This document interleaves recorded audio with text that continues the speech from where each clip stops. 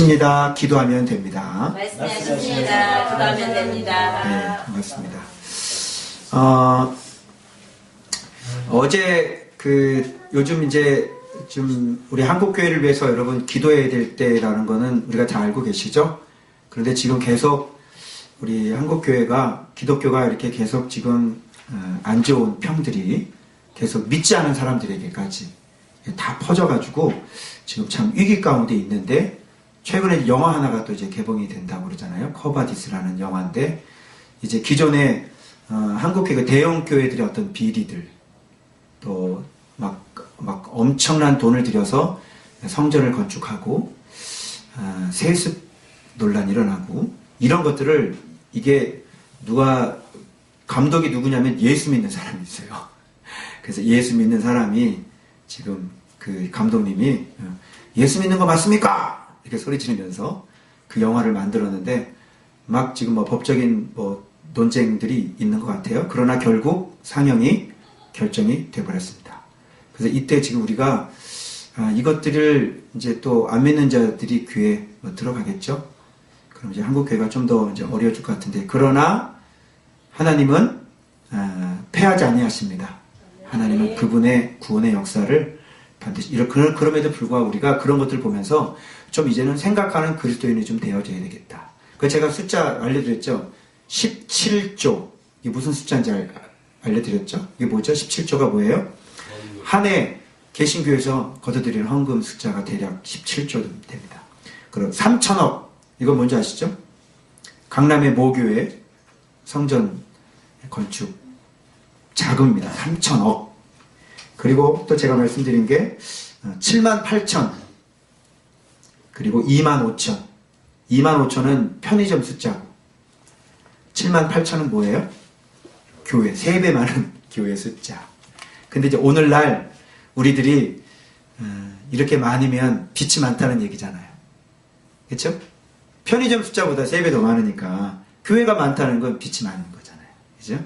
이렇게 빚이 많은데 그 빚을 잃어버리니 사회에 여기서 저기서 여기 툭툭툭 터지는 일들이 지금 많이 일어나는 거예요. 오늘 좀 그런 얘기를 좀 하려고 그래요. 왜 오늘날 한국교회가 이제 이렇게 됐는지에 대해서. 그러면 이 현상이 언제에도 있었을까요? 그대로 2000년 전으로 한번 옮겨가 볼까요? 그대로 2000년 전으로 옮겨가면 오늘날의 이런 현상들이 2000년 전에도 그대로 있었다고 하는 사실이에요. 자, 우리 주일날 자기주도 예배 때 본문이 뭐였어요?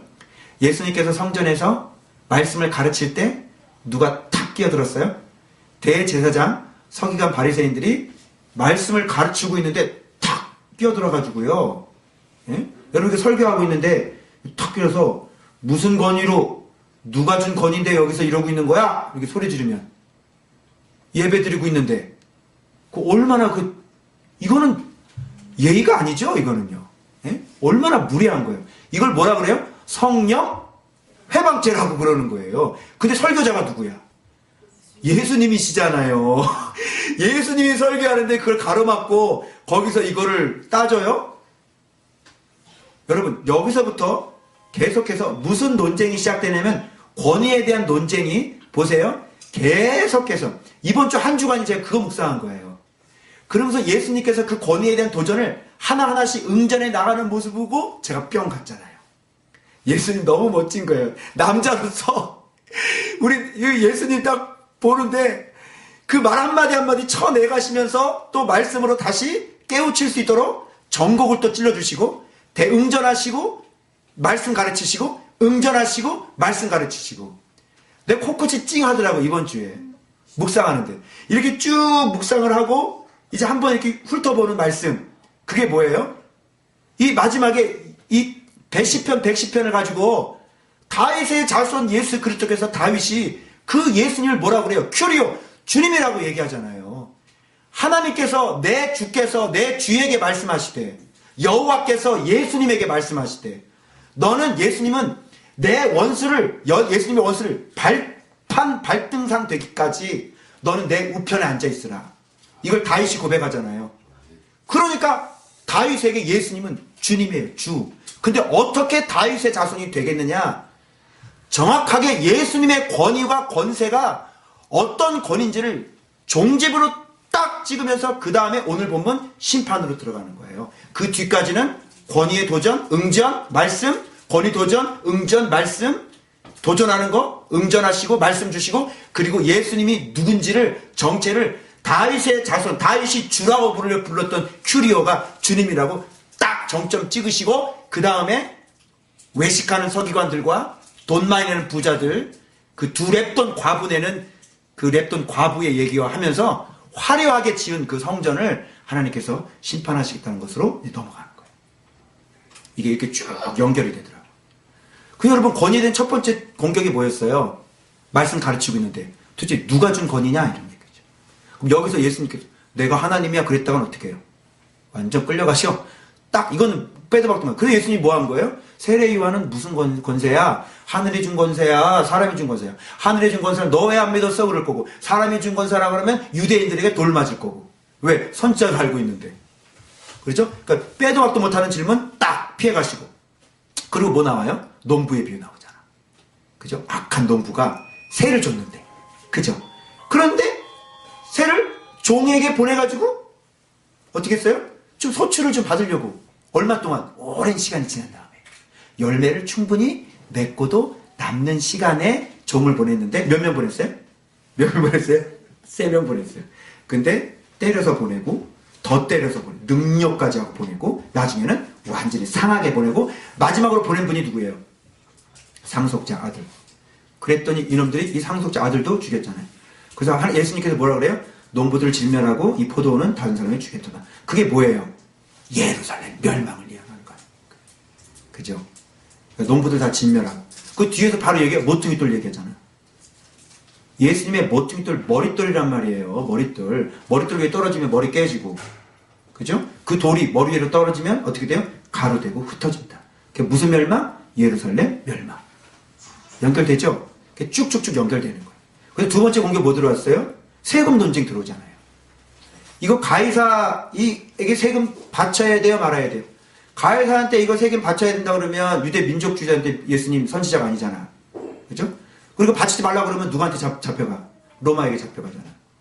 빼도 박도 못한 질문을 딱 던져버렸어요. 예수님 간단하게 말 한마디로 했어요. 뭐라 그랬어요? 가이사의 것은 가이사에게, 하나님 것은 하나님에게. 여러분, 이걸 가지고 제가 무슨 뜻인지를 몰라가지고요, 제가 어떻게 했는지 알아요? 페이스북에다가 목사님 이거 무슨 뜻인지 모르겠어요, 좀 알려주세요 그랬더니 대부분의 사람들이 뭐라고 답을 했는지 알아요? 국가에 대한 의무를 잘 해야 됩니다. 그게 하나님의 나라에 소속된 겁니다. 그렇게 답글을 달아요. 아무리 뒤져봐도. 근데 내가 궁금증이 생겼어요. 그러면 로마 정부가 정상적인 정부인 거예요? 그러면 식민지로 돌아갑시다. 일본 식민지 때 있잖아요. 그때 우리가 일본 정부를 인정해야 돼? 봐보세요. 인정해야 돼? 자, 그럼 또 제가 물어봤어요. 그 나이가 한 오래되신 분이라고 자꾸 그걸 로마서 13장하고 연결하셔서 국가에 대한 의무 이걸로 자꾸 가셔가지고 내가 그랬거든요. 그럼 예를 들어서 여러분, 중국이 우리나라를 쳐들어왔어요. 그거 점령했잖아요? 그거 정부잖아. 그럼 인정해야 돼요? 하나님은 그런 정부를 인정하시나요? 안 해요. 그런데 주석을 봐도 국가에 대한 걸로 나오고, 그러나 정상적인 권위가 아닌 것은 인정하면 안 된다. 또 이렇게 얘기를 한 거예요. 그럼 로마가 어떻게 정상적인 정부냐고요. 저는 이게 해결이 안 된 거예요. 그래서 제가 성경을 다시 찾아보니까 지금 출발이 어디예요? 권위 도전이 시작됐단 말이에요. 그래서 지금 계속 예수님의 권위에 대해서 간계로 잡아 죽이려고 그러고 있잖아요. 그러니까 그렇게 해석을 해야죠. 가이사의 건 가이사에게, 하나님 것은 하나님. 무슨 뜻이에요? 그래? 너희가 여러분, 가이사 황제는 무슨 논리입니까? 세상 논리죠. 힘, 돈, 권력, 그게 황제냐? 그게 세상이잖아요. 이 사람들은 하나님의 것을 도적질하고 자기가 자기 것을 착복하고 자기 마음대로 유용하고 하나님의 성전을 사유화 만들어서 하나님의 주인이 아니라 자기가 주인 되는 세상 논리대로 사는 사람들 아니에요. 그러니까 야, 너 세상에 속한 사람들이잖아. 그걸 뭘 물어봐. 그 세상에 속한 사람은 네 왕인 가이사에 갖다 바쳐. 하나님의 것은 하나님께 바쳐. 이게 무슨 뜻이냐? 결국은 가이사에게 바치지 말라는 뜻이 되는 거예요. 왜요? 가이사의 것이 있어요, 없어요, 이 세상에? 가이사의 게 어디 있어요, 세상에? 그러니까 봐보세요. 받는 사람에 따라서 네가 하나님이 인생의 주인이야? 그러면 하나님께로 바쳐. 너 세상이 네 왕이잖아. 세상이 네 왕인데 네가 지금까지 그렇게 살았잖아. 그러면 그렇게 바치는 거지 뭐. 그러니까 이게 어떻게 되냐면 드리는 사람의 자기의 믿음에 따라서 이게 완전히 갈려지는 거예요. 그걸 그렇게 얘기를 해야지. 유대 종교 지도자들이 어떤 사람들이에요? 가이사에게 세상에 속한 사람들 아닙니까? 세상의 돈의 원리에 따라 살아가는 사람들. 힘의 원리에 따라 살아가는 사람들. 그런데 하나님 사람들은 그 세상에 충성하지 않습니다. 하나님의 사람들은 누구에게 충성해요? 하나님의 것은 하나님의 것이에요. 근데 이렇게 풀어나가야지. 이걸 국가에 대한 의무라고 얘기하면 일본 식민지 때 독립운동가 한 사람들은 다 하나님 권위를 도전한 사람들이야. 그렇잖아요. 그걸 그렇게 풀더라고요. 이거를. 저는 본문의 흐름을 보니까 지금 이 권위에 대한 도전을 하는 자들의 응전으로 본다 그러면 야, 가이사에 속한 사람들은 가이사에게 바쳐. 넌 세상에 속한 사람들 아니냐? 세상의 논리대로. 네, 하나님의 것은 하나님께 바쳐. 네가 이 세상 모든 것이 하나님의 것이라고 믿는다면 그 사람은 하나님을 위해서 살게 되는 거예요. 결국은 그 얘기는 뭐예요? 하나님의 것이 가이사 것을 잡아먹게 되는 거죠. 그러니까 겉보기에는 두 갈라지요.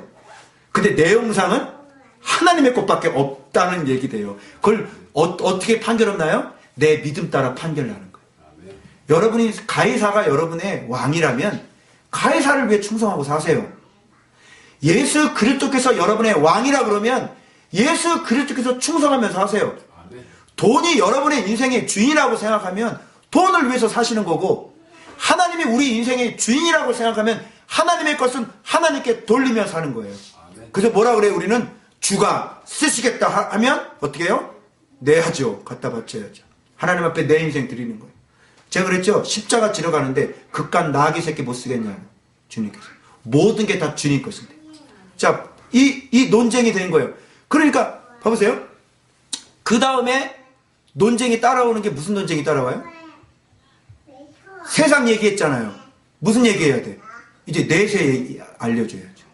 그래서 부활 논쟁이 시작되는 거예요. 아시겠죠? 하나님의 것은 하나님의 게. 왜 우리는 그렇게 살죠? 부활이 있으니까요. 천국이 우리들이 진짜 살 곳이기 때문에 이 땅에서 가이사의 논리 따라 살지 않습니다. 우리는 하나님의 논리에 따라 하나님의 주인 되어서 그분을 섬기며 살지요. 그러니까 부활 논쟁 사두개인이 아유 너무너무 잘 됐어요. 내세를 가르치셔야 되는데. 네? 그래서 부활 논쟁이 딱 들어오는 거예요.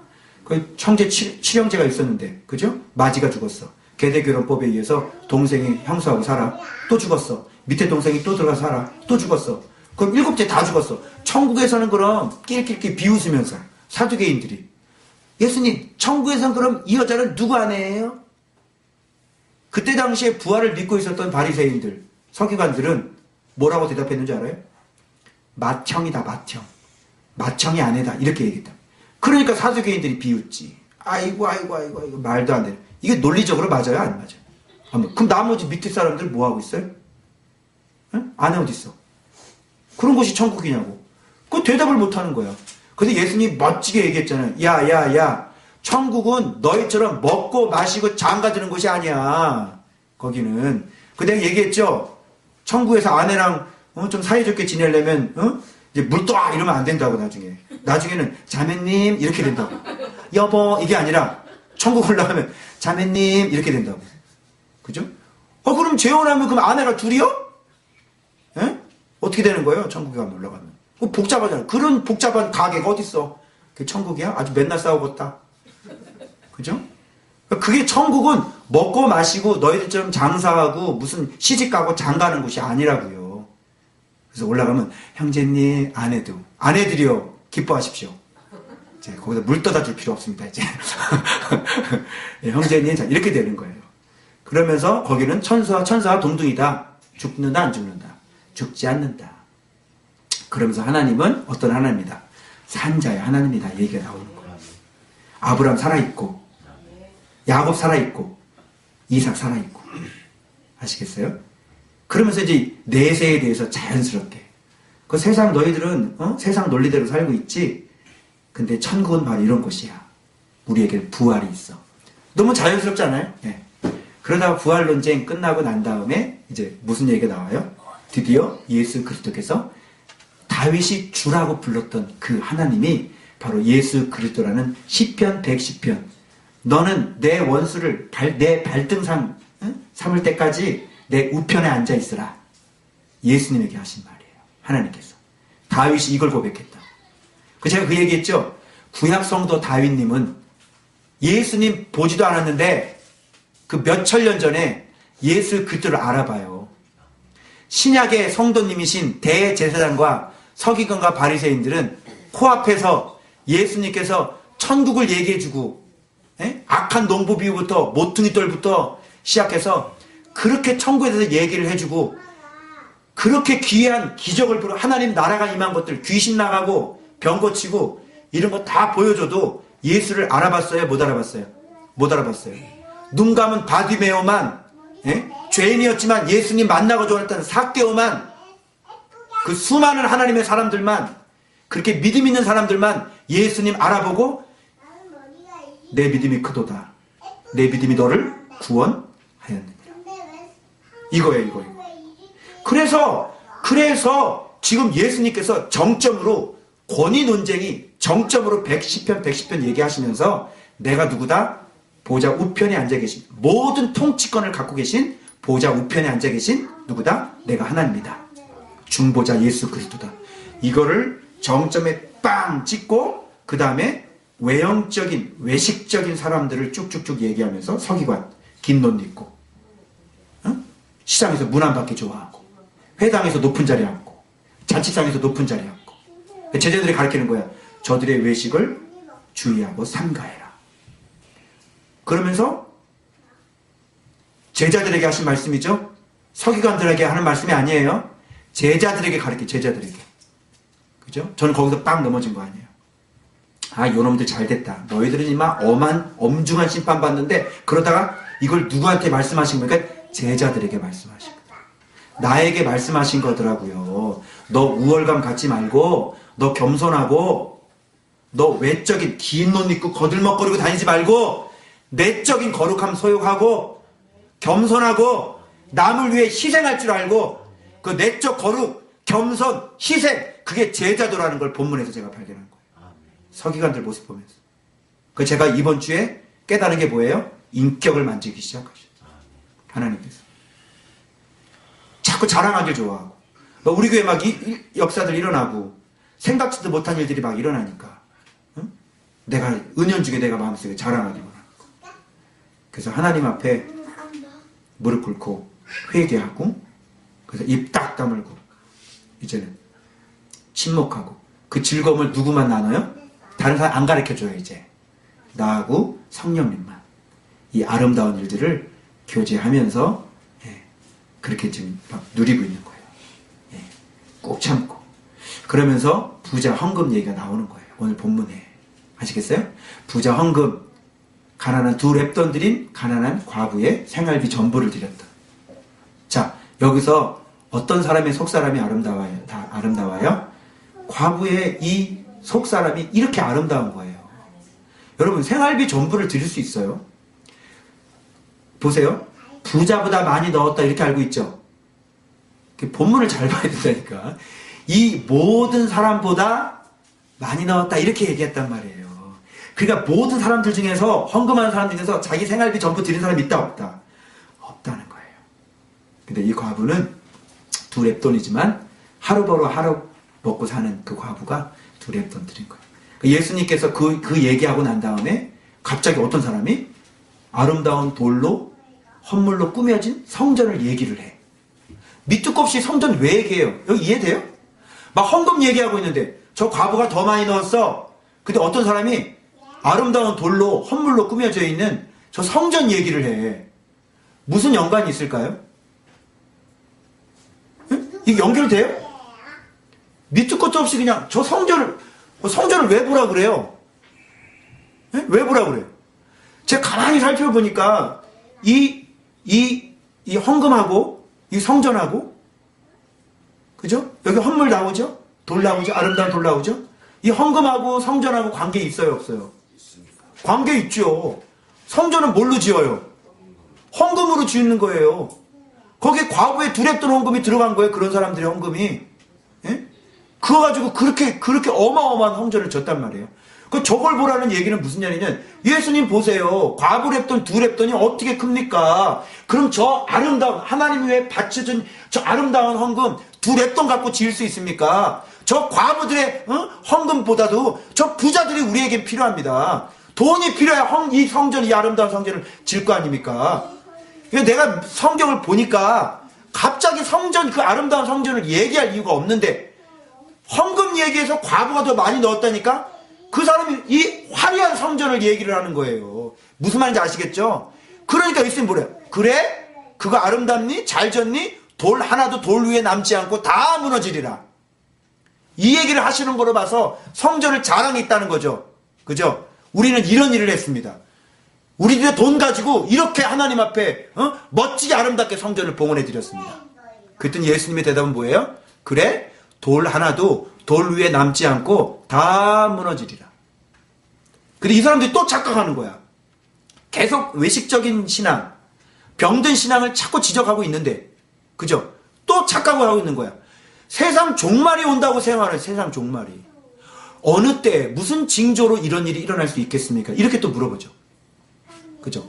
근데 예수님은 지금 예루살렘 성전에 대한 건데 바로 세상 종말이 아니라 그 전에 성전이 어떻게 돼요? 무너지잖아요. 자, 그래서 예수님께서 예루살렘 성전 무너지는 거하고 세상 종말하고 어떻게 해요? 같이 섞여가면서 이제 마지막 때를 쭉 뒷장부터 쭉쭉쭉 설명해 나가시는 거예요. 그래서 결론은 뭐예요?